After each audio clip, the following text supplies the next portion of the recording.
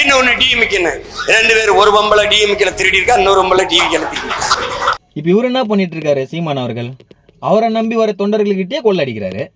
இதுல வந்து இவர் சொல்றாரு சீமான் அவர்களுக்கு 100% இருந்தது வாய்ப்பு, ஆனா 50% எப்படி போச்சு தெரியும் பாத்தீங்களா?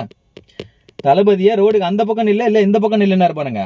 அதுலயே மக்களை புரிஞ்சுக்கிட்டாங்க, இவன் கட்சிக்காக யார வேணாலும் கொள்ளுவான். அந்த விஜயலட்சுமிடா, சாரி விஜயலட்சுமி, ஆல்ரெடி போட்டிருக்கேன் வீடியோ.